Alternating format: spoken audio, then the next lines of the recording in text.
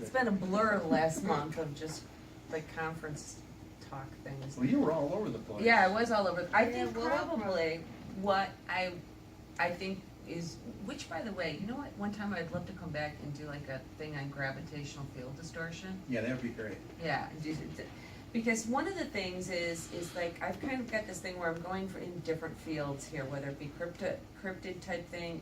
Most of my time has been spent in the what's considered paranormal, ghost, haunting, shadow people, poltergeist type thing. Also parapsychology. But in putting this all together, I've noticed that people tend to we're staying in their bubble. And what I mean is, you know, you're a ufologist, you're a ufologist, you're this, you're that. And so some of the things in talking to somebody who's a Bigfoot hunter, and they'll be relaying a story and they'll say, and then we saw these eyes and then we got this jolt of energy, and they're immediately associating it to Bigfoot. And I'm like, well, that's interesting enough, because if that had happened on a case, on a haunting in a haunted house, we would assume that it was a ghost. And that's what the ghost people are going to say, and so on and so forth. And if there were UFOs or alien type of thing involved in it, it would be with that. So there's crossover. Another one would be shadow people. In the paranormal realm with ghosts and haunting, shadow people. We don't know what they are. Initially, early on, a lot of what was being talked about was that they're ghosts that don't have enough energy to become a full-bodied apparition, which is possible. That could be a portion of it. And that's the thing, I think we need to stop separating so much, because then it could also be something that they might consider demonic. But for the most part nowadays, you're going to get the response of, we don't know. I've had cases, there's been literally no other activity than the people with a sense of feeling of being watched and seeing something that looks like the shadow of a person. They're watchers. They're almost watchers.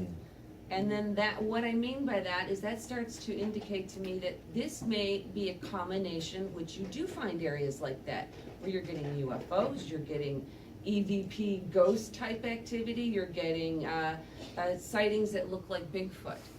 And so I think that part of what I'm trying to do is cross over and get people to start communicating better in these different fields.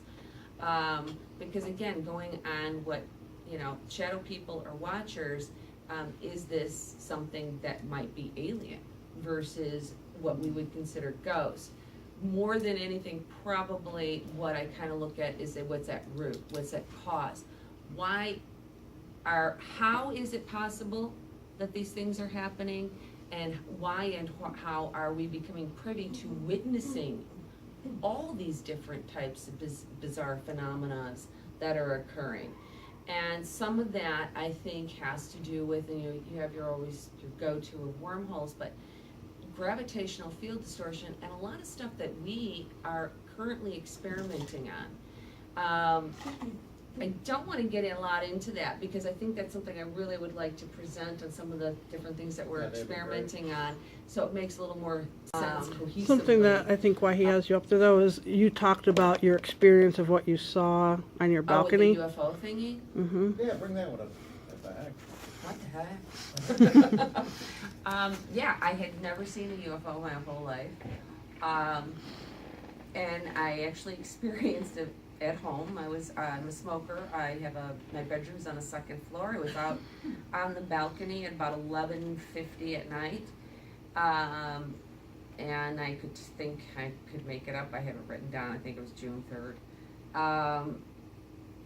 That I went out, and just there was a lot of things that were wrong. The direction of how this thing first through the trees, I saw an extremely bright light, saw the way and the speed at which it was moving, and it did not look, immediately caught my attention. But it changed directions very quickly. Again, there was no sound with it. It got very, very close, and was very large. And the back end of it, though, I could not really see. I have to be honest in that it looked more like bullet shaped, The front was a bright white LED, and then with almost a little bit of a offshoot of blue, like LED kind of light.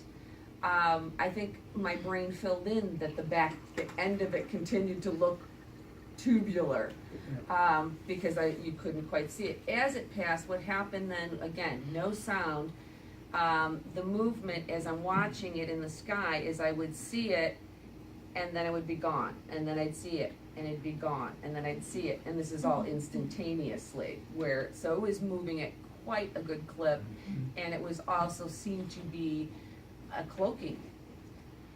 Then as it moved away, and this now part doesn't really fit together with the original description. As I'm seeing it move away from me, I'm seeing more the back end of it, and I would imagine it, if you can imagine something a little bit closer to, if you were to look at a helicopter from the top. Yeah. So you've got the body here and a little bit of a tail. As I'm watching that, I saw what looked like plane lights of a plane coming in. I'm not that far off of where a lot of planes are going to be passing.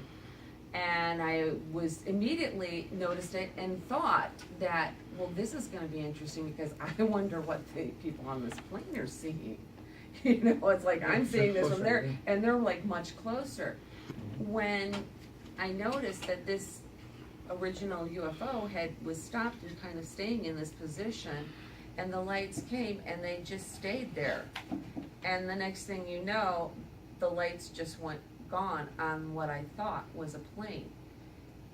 Again, I do not know, totally inconclusive, but just, you know, it kind of makes sense. What happened to this other plane lights? It indicated to me that right after that, when they disappeared, I took it as something docked on this larger, much, much larger craft, and then I watched it take off and out of sight. And so that was my first time. The element of something far more usual. Jacques Vallée and J.L. Hynek, who you had a chance to talk to. Yeah. Funny thing is, one of her friends was the niece of J.L. Hynek. No, I was telling him, yeah. it's the funniest thing, my friend growing up, her grandmother was cousins with him. Oh, boy. And her grandmother was her, as far as she knew, other than him, the only living relative she had. And so in the 70s, you know, you're kind of hearing about it back then, you know, and I'm a kid, it was sort of like, oh, what is this UFO stuff? And, you know, my parents.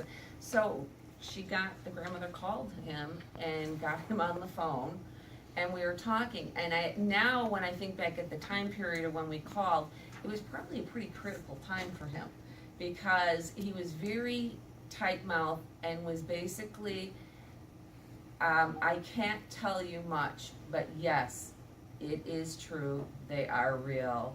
And, you know, that type of conversation. And again, I was younger, so I don't remember a lot. But I didn't know who he was. Now, I wish I could go back and, like, talk to me.